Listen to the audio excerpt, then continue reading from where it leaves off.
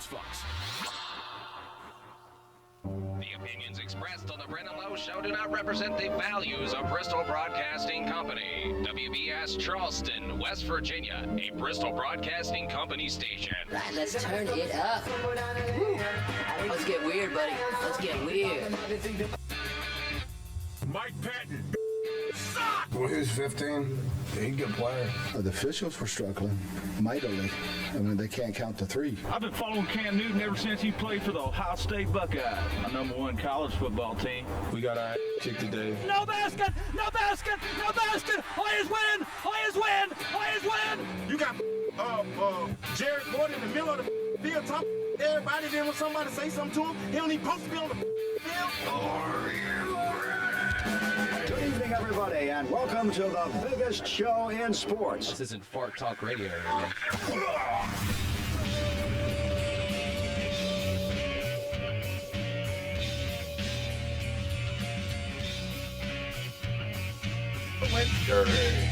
Uh-oh, there we are. It's Wednesday, Whiskey Wednesday. Matlock made mistakes already. Madlock did nothing. Just joke. I'm a kid. It's Whiskey Wednesday, folks. Matlock, I think, already had some whiskey for the show. It's Whiskey Wednesday, Mr. Catfish Cooley. I need it now. All right, so today we got two guests on the show. At 5:15, we'll have Greg Peterson. He's our basketball guru. He is currently in Portland. He was in Nashville. 7:50 the game out in Portland. He's going to break down some of this college basketball action we've seen so far. Roughly 10, 11 games throughout the season through our non-conference portion of the schedule, getting close to our conference games in college basketball. So we'll break down what we've seen so far in college basketball. Also, Polka, boys high school basketball coach, Derek Regel's going to join us at 5:30. So we'll talk to him about his team. Kind of a full swing over from football to basketball. Of course, bowl games start this weekend as well, so we get you ready throughout the week for college football as well, man. So a lot of sports hitting at you. We're going to have our breaking news as well as some NFL news and our Let's Get Weird news as well to end the show. Our weird news tonight's pretty weird. Matlock found this. It's involving a wrestler, I guess a former wrestler or something of that sort. Yeah, it's pretty awesome. It's going to be epic. We'll talk about that at the end of the show. And as usual, you can call us at 304-344-9704. Take us on the go at 95thesportsbox.com. TuneIn app and simulcast RSNsports.com. We're live on Facebook, also over at our YouTube channel. You can submit your questions over at our live Facebook feed. And we'll get to your questions as we go along. Let's go ahead and bring Matlock in, though. What is up? What up, man? What's going on? So, what exactly happened? What exactly happened at the beginning there? Oh, there should be a switch. Should be an A. Yeah. It was in B. Ah. Yep, it happens. So that's what happened. Okay. Yep. That's why they couldn't hear the at the beginning, right? Yeah, they heard a But little you bit brought of us it. back really quick, though. Oh, yeah. So that saved them from yelling at them in their cars. That's I had good. an idea of what it was, yeah, but thankfully we saved them today. Tomorrow, they won't be that lucky. Not so much, right? Mm-hmm. You were wearing a tie today. You had a newsmaker today, so looking full Matlockish. With the Department of Homeland Security. So, Wow. Yeah. Talking about fire safety and such like that, right? Right. Always be safe around the holidays. It's definitely that time of year where, you can neglect to remember things, small things that could have a heavy price. So definitely, be safe. That's why I think I kind of get away from having a real Christmas tree. Not necessarily. Well, the other thing, too, is my cat. I think my cat would jump into the tree. Yeah. He likes to jump on already the gifts we wrapped. And there's something about a real tree in your house. The animals just want to jump inside them, especially cats. He's stayed away from our tree so far. Now, we have a fake tree, but it's something. I don't know if it's the pine smell or what. But it seems like that's a real tree, so I need to climb it. Yeah, I exactly. almost hit a cat, by the way, It's instinct. leaving yesterday. Whoa, here? Leaving work, yeah. Almost ended their life. One of them. And I say, multiple lives. Remember, they got 9 lives. Yeah. So I almost took all 9 lives last night He was just trying to have a little dinner out of the trash can and almost ruined that. There you go, man. Wrecking people's dinners out of the trash can. Almost ruined his Christmas. Yeah, Christmas dinner there for the cat. All right, enough of this stuff. Let's get into our breaking news.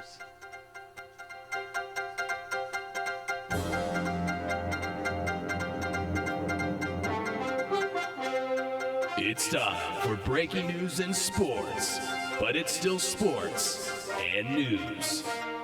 From the Brandon Lowe Show newsroom, I'm Brandon Lowe, and here's the news and sports. That's still sports and news. All right, news and sports. Sports is still news. More state awards being handed out in high school football. Buffalo's running back Dylan Lucas he won the Kurt Warner Award.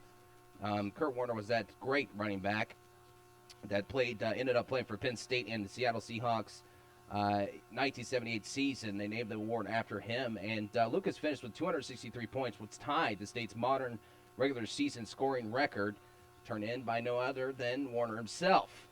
And this kid has just had a remarkable career. Lucas piled up numbers like no one else this season, rushing for 2,465 yards and 36 touchdowns. He averaged 322 all-purpose yards per game. The Bison advanced to the Class A playoffs for the third straight year. Of course, Coach Mike Sawyer is no longer going to be the Buffalo coach. He's stepping down after this year. But he just had so much to say about Dylan Lucas. And he said, over the years, I've had a lot of good running backs, but he was probably the best. They don't come along like him very often. Now, Lucas, a two-time first-team running back on the Class A All-State team, almost has numbers too numerous to mention. And here's some of them to mention, though. Against Class AA Winfield, Lucas ran 19 times for 332 yards and 3 touchdowns. Versus Williamstown, 36 carries, 239 yards, and 3 scores. Against Tunk Valley, Lucas ran 19 times for 212 yards and 3 touchdowns. Those are just to mention a couple of those numbers that Dylan Lucas did. And this kid was just remarkable. He's had a remarkable career at Buffalo, so hats off to him. Big 12 releasing their schedules for next season in football. Just some notable games. Baylor will take on Oklahoma right out the gate outside their non-conference play. Then have to travel at Kansas State. Then later on after a bye at Oklahoma State. And then they end the season as well at TCU. So Baylor with a tough schedule next year. Oklahoma travels at Ohio State. Their first Big 12 game, like I mentioned, at Baylor. They end the season against West Virginia. They have them at home, though, but very tough. And at Oklahoma State, then TCU as well right after that. So tough schedule for those teams. You move through this, too. Texas has a big non-conference game. They go at USC next year. That's a tough one there. And they also have to go at West Virginia, at TCU, at Baylor. So some very tough games for Texas next season. Texas Tech has at Houston. They also have Arizona State coming to their place. They also have, right after Houston, they got to play Oklahoma State. They go at West Virginia, at Oklahoma, at Baylor. Then finally, and then they end the season at Texas. West Virginia's schedule for next season.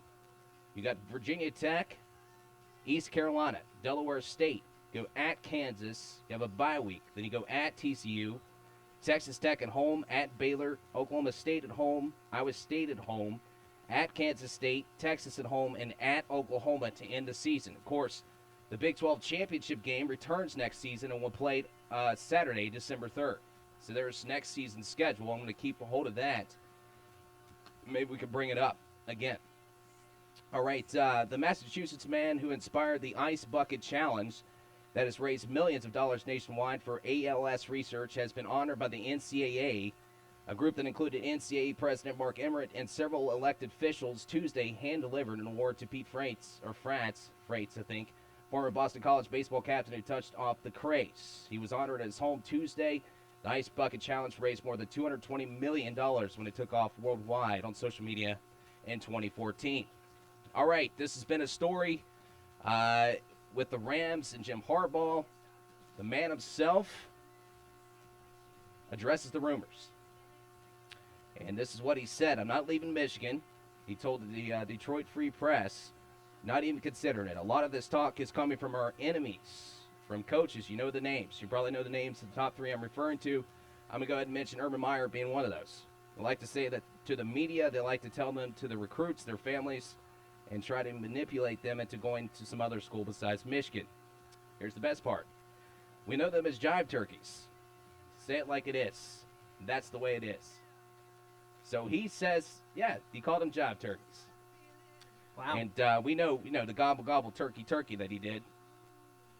Gobble, gobble, turkey. Yeah. So does that require a PR ninja on that? Because I'm not sure if you should be calling people jive turkeys. Yeah, that's a good point. I mean, I don't remember the last time that term was even used. Same here. Was that like a 60s, 70s thing? Definitely dated. Oh, yeah. Definitely. But would you Strange. expect anything less than from a guy like Harbaugh to say jive turkeys? See, yeah, that's why I couldn't give him a PR ninja, because he's the only person I think that can get that pass, because he is who he is, and he's going to say things like that. So Harbaugh is saying that he is staying at Michigan. I liked the situation. It looked like possibly the Rams. Now the Rams, I think, do have something lined up, because they wouldn't have moved so quickly in firing Fisher. They have somebody in their back pocket, whether it's Harbaugh or somebody else. Here's an interesting take on this. What if John Gruden comes out of retirement of coaching and decides to take the LA Rams job? Now we know John Gruden said that the only job he's going to take is if it really interests him to get him out of the press box. John Gruden could be one of those guys too. But then you also got to think too, Harbaugh, and we've talked about this over the past couple of days, makes $9 million. His salary only goes down to roughly $2 million up to 2021. He already makes NFL money, and basically he gets to do whatever he wants in Michigan. And he hasn't defeated Ohio State just yet. I think that's the main goal, too. You know, Coach Kidd came on the show on Monday and said, well, they haven't won a national championship. Well, they haven't defeated Ohio State either. So that's going to be an ultimate goal for Harbaugh, too. He's not going to leave the school and not beat the Buckeyes. Roberts in the back with some weird gear on, cheering for the Buckeyes. He is a huge Buckeye fan. There he is. All right, let's move past that. Bob Stoops. This is interesting here. Oklahoma background checks didn't uncover D.D. Westbrook's arrest. I don't know if you saw this story, but shortly after Oklahoma wide receiver D.D. Westbrook made his rounds to the media tour as a 2016 Heisman Trophy finalist, it was revealed that the former JUCO prospect has been arrested twice and once charged for domestic violence-related issues. The Tulsa World Report included details of the two incidents, both of which occurred in Westbrook's hometown of Cameron, Texas. According to police reports, Westbrook was accused of throwing the mother of his two children to the ground in 2012 when he was 18 and biting the same woman's arm and punching her with a closed fist in 2013. You got two incidents of domestic violence. Neither incident resulted in conviction for Westbrook. Now, this is where it gets interesting, and you kind of question the integrity of this statement. Coach Bob Stoops said Tuesday that the school has background checks that have turned up information which caused the staff to stop recruiting a player. In this case, the school says it was unaware of the incidents in Cameron. And he said, we have extensive background checks, Stoops told reporters. I'm not part of that, again, so I'm not sure how that happened. Now, don't forget, Westbrook, coming out in that 2015 recruiting class, was a four-star prospect. He was one of the top JUCO wide receivers coming out to join a Division I school out of JUCO. And we talked about this before in the show when you talk about the Baylor situations and whatever sport it is, in college athletics, as of late, it's been out in the press, and it's probably been this type of philosophy for a while. But with this new age of social media and everything else, we get our information a lot quicker. And for this new world we live in, all this stuff kind of gets exposed a lot more than what we saw when we were younger. When we were kids, we didn't have Facebook and Twitter and all this stuff to get us information. We had to wait for the 11 o'clock news, the 10 o'clock news, whatever came out, or Sports Center when it was out. So it's almost becoming like winning is more important than ethics, morals, character, and everything else that universities supposedly pride themselves on as an institution of higher learning. It seems like that because of athletics, and if you notice, it's just the schools that are pretty good every single year. That kind of makes you scratch your head, too. And you got to think, too, that nobody's really going to question Oklahoma getting a four-star kid because it's Oklahoma. It's the same as Ohio State or the Texas or Florida State or Florida or USC, Notre Dame. they're going to get the kids. Nobody's going to actually check to make sure that they made the proper background checks so this kid could come over to school. I asked my wife this, too, because she does this stuff for a living, the background checks and all that, human resources stuff, and I asked her, would this stuff actually come, would it be there in background checks? And she said it should have showed up. So it makes you wonder if anybody either didn't report this to Bob Stoops or they just totally ignored it because they wanted this kid badly. If you remember, they lost a lot of wide receivers last year. They needed that star wide receiver. Kind of interesting. All right, and finally, Richard Sherman calls Thursday games a poop fest. A middle finger for the NFL. The Seahawks and Rams will play Thursday Night Football, which I've been saying they need to get rid of Thursday Night Football anyway. Every team, as you know, has to play at least one Thursday night game. That's an NFL rule. Richard Sherman refers this to Poop Fest. It says to ESPN.com, we got home like 1 o'clock in the morning, something like that on Monday. Then you got to play again. Congratulations, NFL, you did it again. But they've been doing it all season, so I guess we're the last ones to get the middle finger. I don't think the Thursday night game should be a thing anyway, just because, and this was the gripe against it when they first started doing Thursday night games. Players can't get their bodies completely healthy to get ready for either Sunday or Monday. You have a short week. You think about these offensive linemen and things that take a lot of hits. They need time to get their bodies back in order. And if the NFL is going to sit here and constantly talk about players' health as a main concern, then they probably should do away with Thursday night games. So you get what Richard Sherman's saying, and by the way, kudos to calling it Poop Fest. If we could just play a fart sound, we'll just pull the story.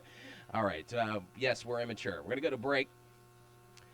When we get back, we'll be with 750 The Fan in Portland. It's Greg Peterson talking some college basketball. We'll get his take on college basketball season so far. And you can call the show 304-344-9704. Back after this, Brandon Lowe Show, 95 The Sports Fox.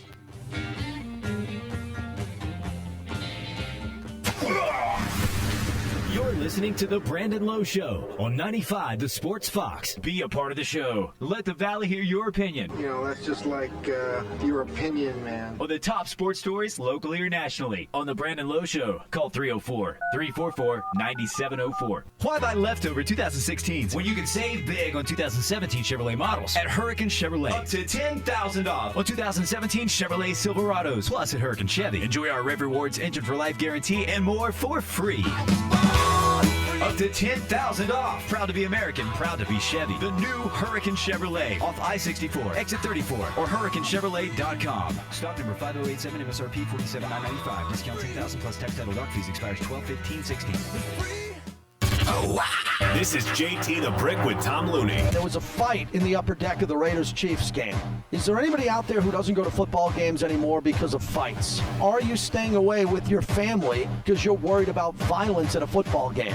I don't see fights, and I go to Raider games every other weekend because there's a cop everywhere. Are you afraid to go to games because of fights, or is it no big deal? This is JT the Brick with Tom Looney. Nights at 8 on 95 The Sports Fox. It's Jason Smith. If it's almost a sport, we've got it here. If you said to any team in the NFL, take your pick of any Jets quarterback, 31 other teams would say, yeah, I don't know that we want any of those guys. The Jets, we have had, in my lifetime, we had Testaverde in 98, Pennington for 2002, and Brett Favre for 9 games in 2008. And that's it. It's Jason Smith. Nights at 10 on 95 The Sports Fox. The Ben Maller Show. I know I can't do it like Ben do it. Ben Maller. The Achilles heel of this Denver Bronco team has been what? The inability to run the football and the inability to consistently stop the run. As great as the Broncos defense has been, and they shut out Tennessee in the second half, the kryptonite continues to be the ability or the inability to stop the running game. The Ben Maller Show. Overnights on 95 The Sports Fox. Lamar Jackson ended up hanging out with former Heisman winner Johnny Manziel in New York. Johnny Manziel, he was telling me a lot of positive things. He came out of the room too, and he was just telling me, man, have fun in college. You only can stay there a certain amount of time. It's like when you're a kid, right? And if you're at a Christmas party and you run into like a crazy uncle that's just had too much to drink because he has a drinking problem, and he's giving you life advice. At some point, your dad or mom comes over and makes an excuse so you can get out of the way. Listen to the Brandon Lowe Show weeknights at 5 on 95 The Sports Fox. It's high school basketball season, and Basketball Friday Night in West Virginia is bringing you the latest from every corner of the Mountain State. High school basketball, there are some rivalries tonight. Join Ryan Epling and Coach Rick Maroon for the most up-to-date scoreboard and much more. To beat Huntington St. Joe, who was 7-time state champ, just makes that victory so much better. Join Basketball Friday night from 9 to midnight on WBES 95 The Sports Fox and online at basketballnight.com. Follow the show on Twitter at WBES Brandon Lowe. You can also listen to the Brandon Lowe Show on your TuneIn app or at 95thesportsfox.com. Now, back to the Brandon Lowe Show on 95 The Sports Fox. All right, welcome back. Brandon Lowe Show, 95 The Sports Fox. Take us on the go at 95thesportsfox.com, 344-9704 to get a hold of us in studio. Let's bring on our first guest. He is our basketball guru here at the show. We've had him on several times. Last year, we had him on earlier this year. He is Mr. Greg Peterson. What's up, Mr. Peterson? I'm doing great. Thank you so much for having me back, Brandon. Yeah, man. College basketball in full swing. We are through most of our non-conference portion of the schedule. We're getting closer to conference play. I want to jump out and just roll through some of these top teams so far. Let's start with the defending national champion Villanova Wildcats. I watched them last night against Temple. I got to give Temple a lot of credit, though, because they played them pretty well in that first half. But Villanova is just extremely impressive, and they shoot the three ball so well. They do it in all aspects of the game. I don't know if you saw that first half, but Temple held to 16 points. The defense of Villanova was swarming. You've got Josh Hart back. He has been nothing short of amazing for this team. I still recall they played a game earlier this year against Purdue. It was a hard-fought matchup, but the three ball was able to lift them. You are completely right. They are shooting it at a very high percent. They have not gotten quite the production that they thought they would out of Phil Booth, but everything else is going right for this team. They are firing on all cylinders, and right now they do deserve that number one ranking with Duke losing earlier in the year to Kansas. I want to talk about UCLA. It's a program that most blue blood college basketball fans have been waiting for to come back. Now, they had a couple good years there in early 2000s, Kevin Love and all that good stuff, and they haven't had really atrocious basketball programs, but you think of their history and how they dominated college basketball for multiple years. And now you got this team they got two young guys that are playing well. It's good for college basketball to see UCLA right there at the top. It certainly is, and I was a little bit bearish on them coming into the year because a lot of people had them ranked in the top 20 and things like that, and we just saw the Bryce and Steve Alford combination at UCLA was not working the first couple of years, but they've really spaced the floor. They're getting into their forward, TJ Leaf, that is paying big dividends for them. Thomas Wilson is doing a good job rebounding for them down low, and Lonzo Ball is showing why he was the number one rated point guard in the class of 2016. Guys had his turnover issues. He was a little bit colder in the first half of that Kentucky game, but the kid is just absolutely amazing. They're shooting it from three lights out. They are scoring nearly 100 points per game. This UCLA team, a lot of fun to watch, and they show that they are currently a top 5 team, and my goodness, they're worthy of it. I would say right now they're the best team in Pac-12. Let's talk about two teams, obviously, right there in the top 5 in the Big 12. Of course, Kansas up there. They're there every single year, but I want to talk about this with Baylor sitting right there in that top 5. And a lot of these analysts and experts like yourself have Baylor's one of the best, if not the best, resume so far. If you're thinking of NCAA tournament stuff, now it's early, but you look what Baylor's done, their body of work. Going to the season, I know you did your previews for most, pretty much every conference. Did you see Baylor coming out like this? No, not at all. I had Baylor more towards that number 4 or number 5 team in the Big 12. I thought that they would be more of a bubble team. They have just come out guns a-blazing this year, though. They blow out Oregon on their home floor, holding Oregon to under 50 points. First time Oregon had been held to under 50 points in a non-conference game since they did so in 2010 against Virginia. So that was really nice. Then they get that huge win against Louisville, coming back from over 20 points down to do so. And then they pull off another big win against Xavier and just made Xavier look like mincemeat. I mean, they've got two really good bigs down low. Joe Achul has been really good for them, along with Jonathan Motley. And then you got Manu Latante. He's shooting the ball from 3 lights out. He was a 45% shooter at Miami before he transferred. He's shooting a similar percent this year. This team has everything that they need, and a very good guard coming off the bench in King McClure. They are currently ranked in the top 5 by many people in the AP top 5. I currently have them as the number 1 seed, and I think that they could really give Kansas some fits out there in the Big 12. Yeah, I was going to ask you that. Do you think Baylor has a chance? Because, as we know, Kansas doesn't lose back-to-back conference games, especially at home. They don't lose at all, pretty much, at home. So I was going to ask you that. Do you think they have a chance of possibly knocking Kansas off? 12 straight conference titles. I mean, that's a tough feat. Now, we all know Giants have to fall at some point, but do you see a possibility of Baylor taking it away from Kansas? If I were a betting man, I would say no, but I would say that they're probably going to be able to maybe split with them. Maybe win at Waco and then lose at the Fog, because I believe that Bill Self has lost a single-digit amount of games at Fog Allen Fieldhouse since taking the job. I mean, I just don't think they're going to be able to win the road game there. But I think they could take the game against Waco and look out for West Virginia as well. Obviously, your listeners have a vested interest in this, but really like the way that they're playing as well. Could be a 3-way tug of war for that Big 12 crown. Yeah, I was gonna get on you about that, because we had a conversation before the season, and I maybe took this a little too personal, but you were going at the Mountaineers in your preview, and I was like, wait a minute, this is a team that has they could play pretty much everybody on that roster, and I like what Huggins is doing. I think what I like about this Mountaineer team this year is that they're overcoming a lot of adversity during the game, because it seems like even though teams will pull it towards their tempo, West Virginia does a good job of adjusting this year compared to last year. And they are just amazing at getting turnovers. I mean, I've never seen anything like it. They forced 40 turnovers against Manhattan a couple weeks ago. The 40 turnovers, the most in a game this entire decade. I mean, that is absolutely insane. And then I was watching the Western Carolina game last week. There was a point in that game where Western Carolina had 12 points and 22 turnovers. I cannot remember ever seeing that stat line. I was a little bit bearish on West Virginia coming into the year, just because you do lose guys like Devin Williams, Jonathan Holden, and I thought, man, there might be a little bit of a struggle before they have an uptick towards the end of the year. That has not been the case. Bob Huggins guys, they just hustle. I still remember London Parentes of West Virginia, Virginia saying, you just can't duplicate this defense, and that is so true. The element of surprise has really worked in West Virginia's favor. Nobody can figure out their defense. They just hustle and hustle and hustle. Then they bring guys in off the bench, and they give it their all as well. It is just absolutely amazing to watch this West Virginia team.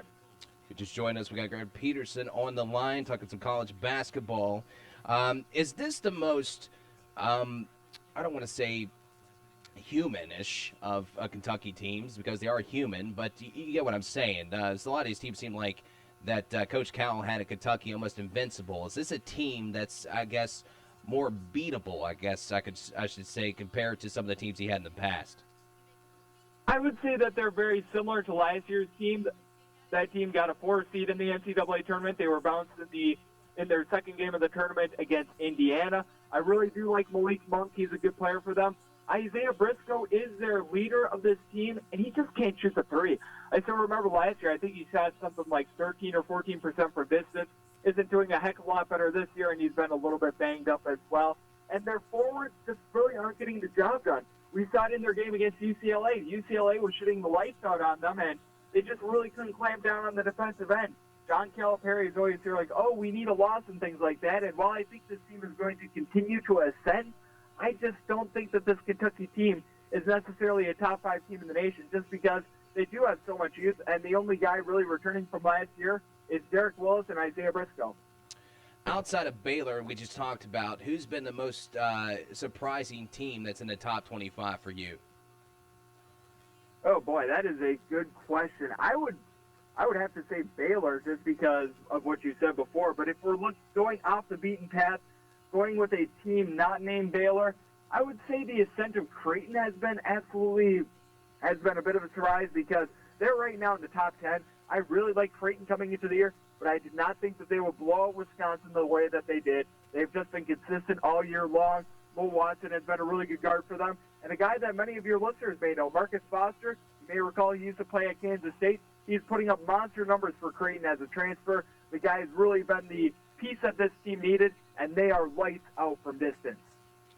I want to get your thoughts on this. I asked Matt Welch about this, but Matt Welch is primarily a lot of football. He does, some basketball coverage for DK Pittsburgh Sports, but you're a basketball guy, so I want to get your thoughts on this.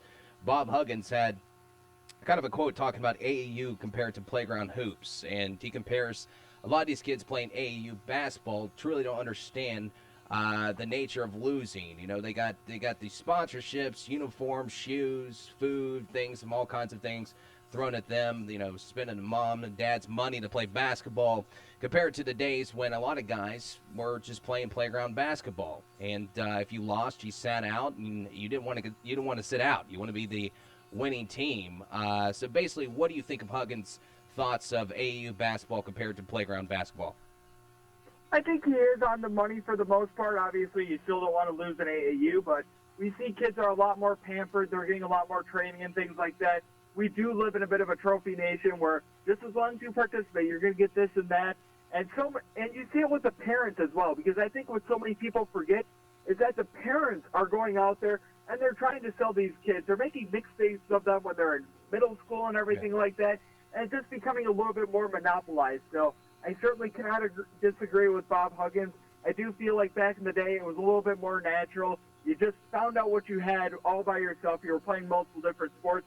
Now we see a specialization of kids where they're only playing basketball or they're only playing baseball, things like that, and that's a little bit heartbreaking to see. Let the kids be kids. All right, he's Greg Peterson, and we always love having you on the show, man. And we're going to bring you on every Wednesday as long as you've got the time to come on the show and talk some college basketball with you. And you take care, brother. Thank you so much for having me, Brandon. Always happy to be on. All right, Greg Peterson, 7:50 the game over in Portland, and it's crazy. He went from Nashville to Portland. It's crazy stuff, man. That's what the business does to you. Travel all around the country, But good to have him still on the show. He broke down all that good stuff for us for the NCAA tournament as well, all through that last year. And we're going to have him on every Wednesday talking college basketball, getting you ready for conference play coming up soon. And, man, we still got to get through the college football bowl season as well. So this is the time of the year where all sports are kind of coming at you at once. Plus, you got the NFL playoffs right around the corner, too, near the end of the NFL regular season, which we're going to get to some of those predictions of the NFL playoffs as well at near the end of the show as well. All right, let's take a break. We'll come back. We'll have Polka High School boys basketball coach Derek messed up his name. Look at that. Regal. We're going to bring him on. Matlock gave me a look, threw me off. How dare you? Just throw me off all day long. Unprofessional. All right. Back after this break, Brandon Lowe Show, 95 The Sports Fox.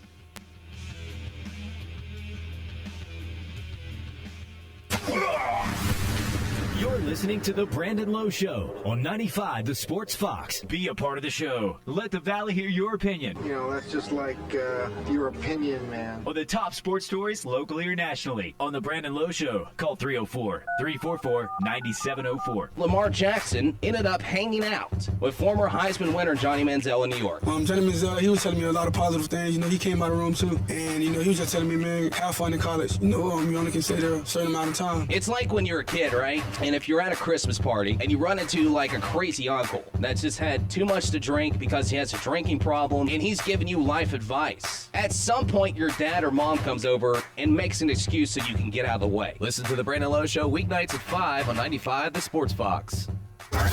This is the Dan Patrick Show. I just like to say that y'all rock, man. It feels like Jerry Jones wants him to play. He won't let this go. Instead of just giving Dak Prescott all the confidence, staying with him, he keeps the door open there for Tony Romo. Here's Jason Garrett after the loss on did he consider putting Romo in. Did he consider putting Tony in the game? No. Dan Patrick. Mornings 9 to noon on 95 The Sports Fox. Follow the show on Twitter at WBES Brandon Lowe. You can also listen to The Brandon Lowe Show on your TuneIn app or at 95thesportsfox.com. Now, back to The Brandon Lowe Show on 95 The Sports Fox.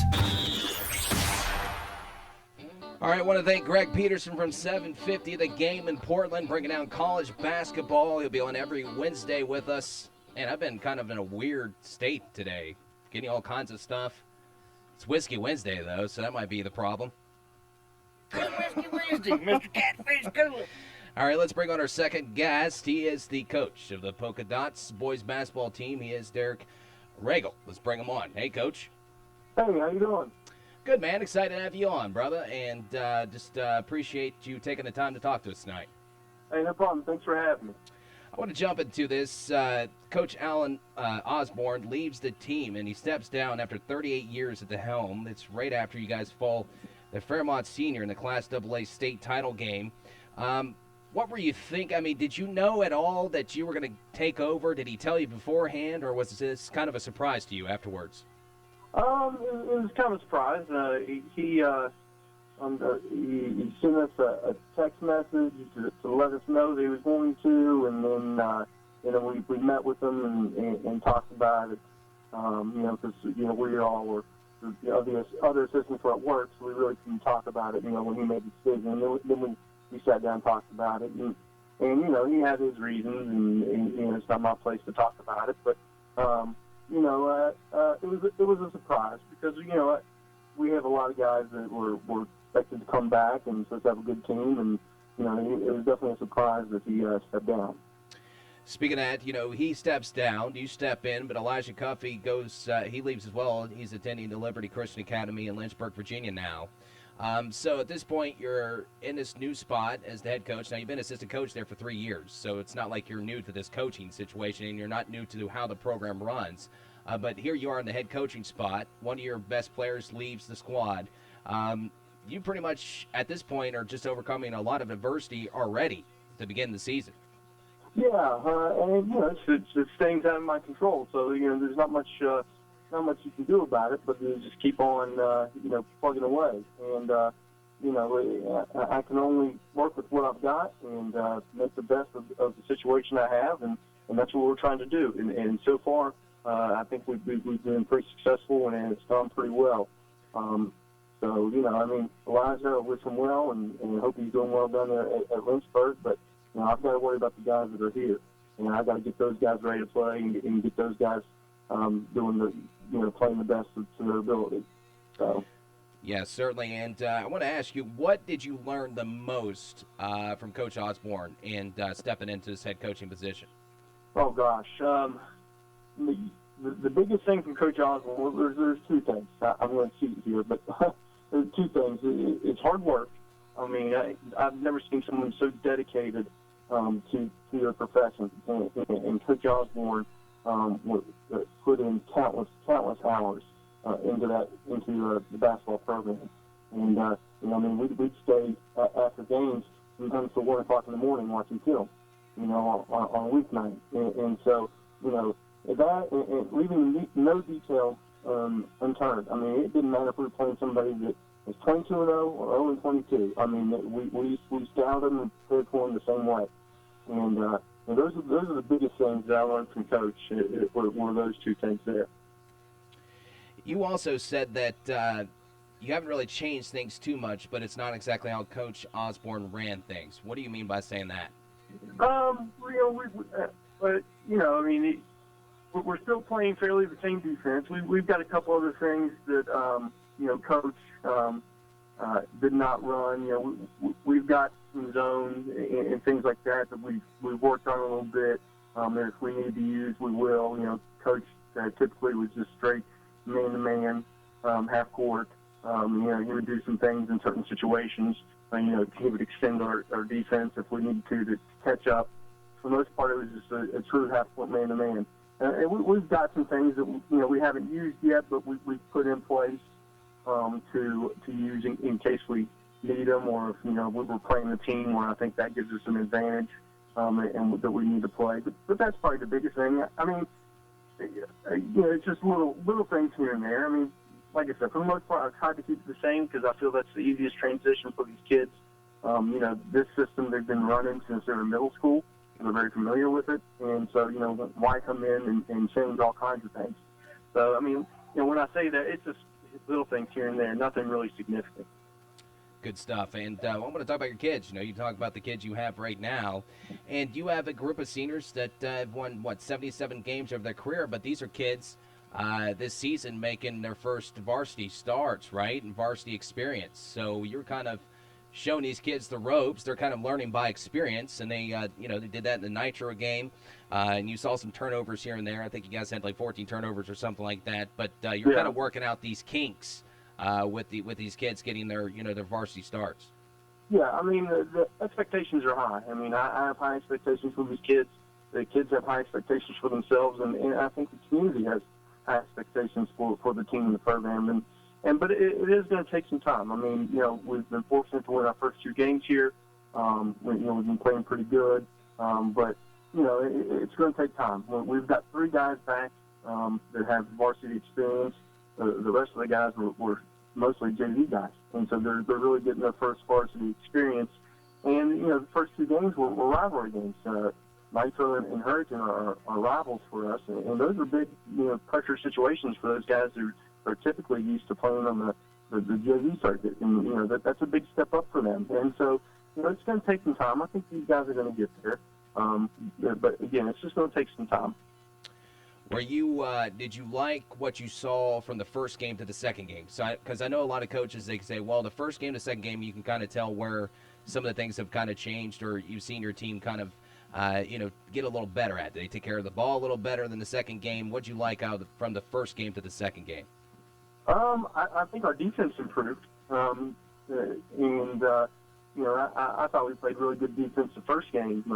We held Nitro to 18 of 63 shooting from the floor, and then next game we held Hurricane. I think it was 14 to 48 from the field, and only gave up 34 points.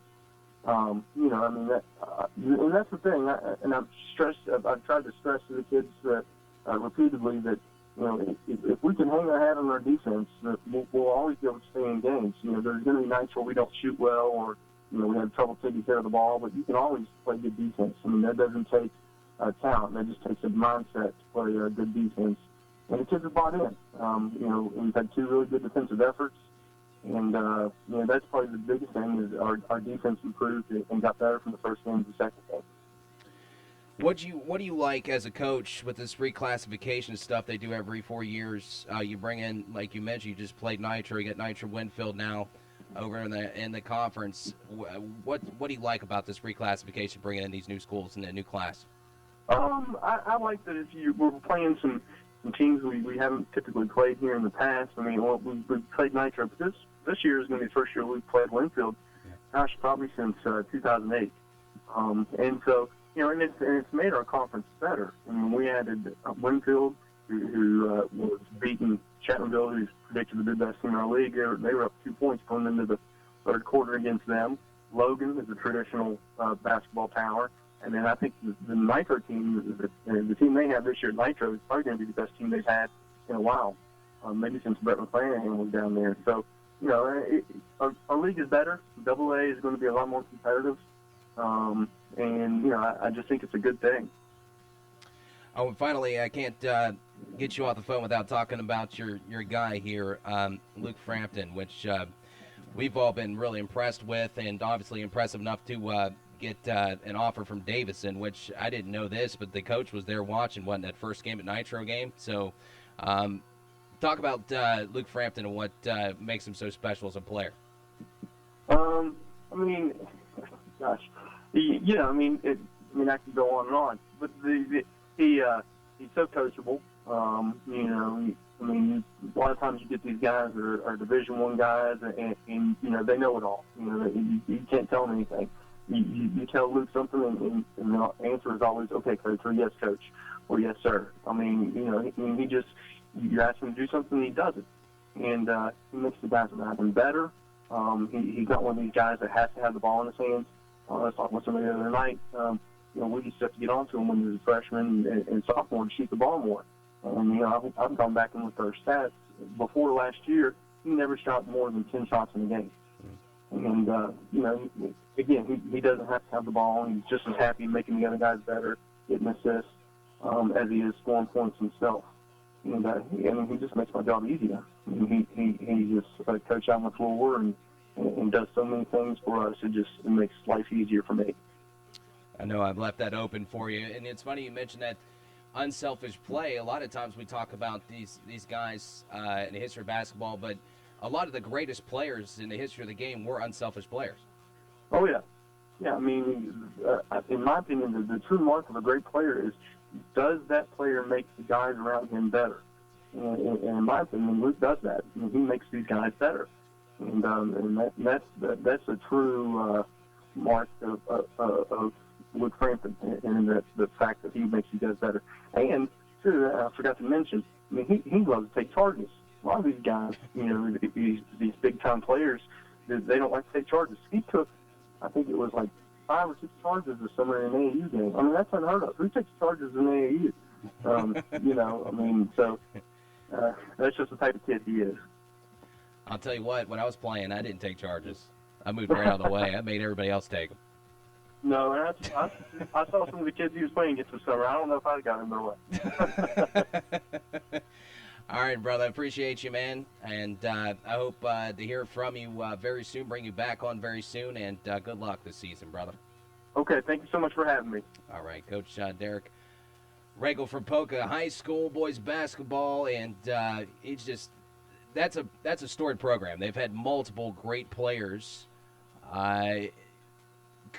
going through that program, and he steps in, and you got Coach Osborne, who's been there 38 years, has done a tremendous job, and it's just great seeing this guy step in. He's a younger guy too, and it's great to see him step in, and he's got the right attitude, and he's facing adversity from the very beginning.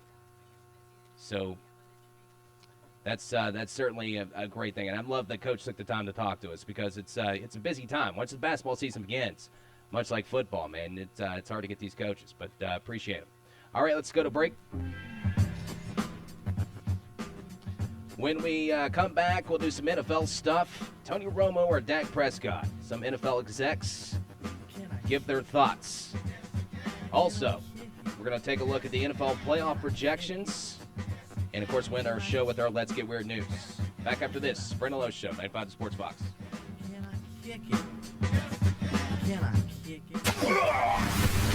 You're listening to The Brandon Lowe Show on 95 The Sports Fox. Be a part of the show. Let the Valley hear your opinion. You know, that's just like your opinion, man. On the top sports stories, locally or nationally. On The Brandon Lowe Show, call 304-344-9704. It's game time on the Thundering Herd IMG Sports Network. Loading a 360 slam. IMG presents One-hand throwdown tomahawk. Marshall University basketball. On the 27-footer, and he knocks it down. Crowd yells, go, go, go. He has not missed a shot tonight. Brought to you by Hurricane Chevrolet off I-64 exit 34. Chevrolet, find new roads. And Blizzard Cycle and ATV, half-mile off the Davis Creek exit off Quarter G. Jim Rome, only on CBS Sports Radio. Villanova head coach Jay Wright joining us. Jay, the morning after the win, your resume is different, your career bio is different, but did you feel any differently as a coach and as a person? You know, in 2009, we went to the Final Four, and you make some decisions, and you think they're going to work, and they don't work. When you win a national championship, and it works, then you feel like, okay, I know what we got to do here. So it definitely gives you some confidence in your decision-making. The Jim Rome Show, noon to 3 on 95 The Sports Fox. Follow the show on Twitter at WBES Brandon Lowe. You can also listen to The Brandon Lowe Show on your TuneIn app or at 95thesportsfox.com. Now, back to The Brandon Lowe Show on 95 The Sports Fox.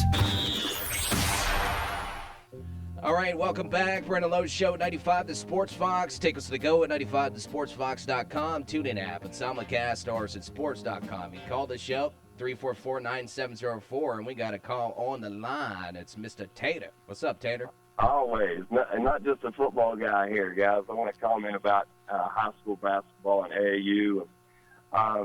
Played it years ago. My son has played it. Seen both sides of it, the corrupt side. And you know, the player rankings is what's hurt over the years. I mean, Damon Bailey being ranked the number one eighth grader in the country out of Bedford, North Lawrence in 1986 when he was my age. And sure, he had a great career at Indiana. But now it's dropped back to ranking the top fourth graders in the country, the top fifth graders in the country. I mean, it's unreal. You can't predict. I mean, there's great players, I'm sure all over the country that aren't in the circuit yet. There's no way you can predict the best fifth and sixth graders across the country. It's just become a business. I'm sure they're exposed to top coaches across the country at a young age, but parental involvement there gets really bad too, and everybody thinks their kid's going to be a superstar. That being said, just a comment on high school athletics or high school basketball in the state. 3 of the top ninth graders, as we talk about rankings, 3 of the top ninth graders in the state of West Virginia will all be down from the Logan, Mingo area. Mingo Central, Drew Hatfield, David Early, who quarterbacks the football team, will be one of the top players in the state as a freshman. And a Nigerian transfer that's at Chapmanville with the last name Obina, which is about 6'8". So that's it, guys. I'm just going to hang up. But like I said, when you start ranking 10 and 11-year-olds, there's something wrong with it. Have a great night. I appreciate that, Tater. Yeah, he's got a point. I mean, these kids, we start ranking these earlier and earlier. It's like even in football, what was it? Lane Kiffin or somebody offered. It was one of the guys we had, Will Greer, I think. He was one of the guys. No. It was the other quarterback that we have at West Virginia. Gosh, I can't even think of his name now. He hasn't played anything. But, we get these kids at a young age. 8th grade, you got these football scholarships that they offer these kids at 8th grade for big-time programs. And, you don't know what these kids are still developing in their bodies and their abilities, and they still have a long time to be coached up. It's crazy to kind of compare this, but it's kind of like those pageants, right? That those parents put their kids in, and at a young age, and the parents and the parental involvement in it, and their parents think they're going to be some superstar and a model or something later on in life, and really it just doesn't do anything but satisfy the parents. I'm sure the kids love to play AAU basketball. I did it. I mean, it's fun to do, but yeah, it's a corrupt. There's a corrupt side. There's a good side because they're putting money into it. You have exposure, and like Greg Peterson said, more and more kids are making mixtapes and stuff and putting it on YouTube. So it's a lot easier to get recruiters after you as well. That's why you got these recruiting analysts and people recruiting from the schools reaching out earlier, because kids are making mixtapes and recruiting tapes a lot earlier, and it's out there for anybody to basically consume and break down. It used to be, probably in Tater's day, you had to actually go to the games. You had to be tipped off. There had to have been some type of film leaked to you. Somebody had to tip you off. Usually it was word of mouth, or you would go to the games. Now, they still go to the games. Coaches do that, mostly in football. Basketball, you'll have it too. And they still want to see it in person too. You'll never get away from that. Coaches are going to want to go see how the kid looks in person. Seeing them on tape is one thing. That just sparks interest. Then the coach goes to the game and watches in person. Now, the thing is a lot of these kids probably back in the day that probably had the talent and abilities to play at these larger schools probably got overlooked for other guys that maybe got a little more exposure here and there some other way. But now, pretty much, you have the opportunity all around. Everybody does. If you have the ability to get a camera, somebody with a camera, or somebody that has the ability to edit videos and submit them and put them out there. So that's why these kids are getting noticed younger and younger. And Tater has a good point. The parents are the ones pushing this more and more. I don't think, when I was 12 years old playing basketball, did I have dreams and aspirations to be like Michael Jordan? Sure. Everybody has people they look up to in whatever you like to do. Matlock, you liked playing the guitar and such, right? Yeah. Musicians were the right. people that Musicians I looked up to. was people you looked up. Hey, man, it'd be cool to be this guy. Yeah. Or that would still be. Yeah. Right. Exactly. It'd be cool to be a rock star, right? But the percentage of becoming a worldwide known rock star, you have a better chance of walking out here in an asteroid, dropping down, an alien popping out and giving you $1 million check. Yeah, I think the odds right? are better there. Yeah. But doesn't mean you don't still want to play guitar. Right, yeah, still play every day, yeah. Doesn't mean you don't have goals and dreams, but I think some parents think that asteroid and the alien popping out with the check actually could happen. Right. In a different way, you know what I mean? Oh, yeah, exactly. Because they keep pushing their kid to get in this league and play over here, and let's make mixtapes, and let's push you out. It's almost like they become an agent. You're no longer a parent. They're their agent. Right, exactly. And I don't know if a lot of times, they ask these kids if that's what they want to be. Now, I think at a certain age, okay, when you hit 15, 16, you're in high school, and you start pushing out these tapes out at recruiting sites and things, at that point, that was your choice. And a lot of times you're looking for a college to go to because it's a free education. You got a scholarship offer.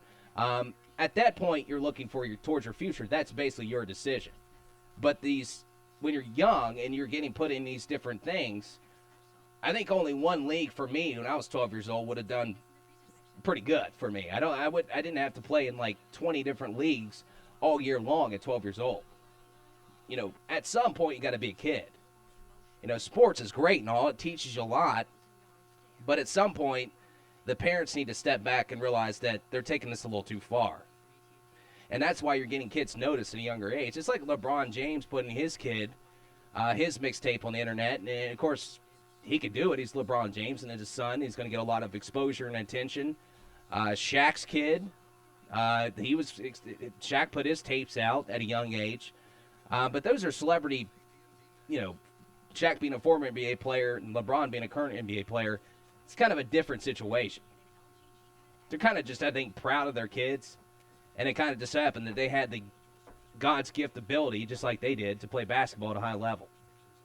But these parents pushing this stuff like AAU and all this crazy stuff, like I said, it's like a pageant. When people put their little daughters or whatever in pageants starting at like 3 years old and they're in it for a long time, that really, to me, isn't for the kids' gratification and being up on stage and being judged, which I think is horrible anyway. This is basically similar to the side of athletics. You're basically building your kids up as machines, and you're making them marketing machines. There's other ways to have a future and better your life. You don't have to depend on them to play a certain sport at a elite level and hope they make it to the pros. There's this thing called getting an education in the process and possibly getting a job that's consistent and has a paycheck that's consistent and a job that's not, like I said, an asteroid falling out of the sky with an alien popping out with money. It's the odds of that's astronomical. But being a part of this and being a parent's one thing. Being their marketing agent is another. It's two different things.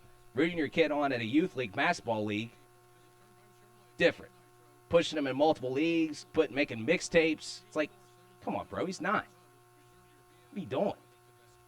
Don't you have to work today? Appreciate the call, Taylor, man. You sparked a conversation, man. I didn't have to talk about Tony Romo and Dak Prescott. It's good stuff. I'll save that for tomorrow. All right, let's get to our Let's Get Weird news. Let's get weird, buddy. Let's get weird. News. All right, a pro wrestler's body slam is one way to end an attempted stick-up. Police say former WWE pro wrestler Shad Gaspard, I guess I said that right, was at the drink cooler at the convenience store when a man approached with a gun. Store surveillance video shows Gaspard disarming the would-be bandit. The 6'7" former wrestler then escorted the man outside, slammed him to the ground, and held him until police arrived. The Miami Herald reports Jason Felix is now charged with robbery. Wow. Whoa. I like how he gets him outside instead of body slamming him in the place because he didn't want to make a mess. Yeah. So he's like, all right, let's go outside. I'm going to body slam you on the cement outside and hold you there. Can you imagine that? Like, he did that for a living. You know, that was his job, was body slamming people. So you're out in the asphalt out there just getting face down. That's great stuff, man. That's our Let's Get Weird news. Let's get weird, buddy. Let's get weird. News. All right. Computer Blue. Don't forget, in the words of Richard Sherman, Poop Fest. Thursday Night Football tomorrow with the Rams and Seahawks. We'll talk about that, I'm sure, tomorrow. Wide open show tomorrow, so you never know who's going to be on. I want to thank Greg Peterson and Derek Regal, the coach over at Polka. Appreciate you guys being on the show today. All right, we'll talk to you guys tomorrow. Brendan Lowe Show, 95 The Sports Fox. Good night. Shoot the J. Shoot it! Shoot it! Shoot it! Shoot it! In your face, Charlie Murphy. Good. Good. The Brandon Lowe Show, weekday evenings at 5 on WBES AM 950, Charles.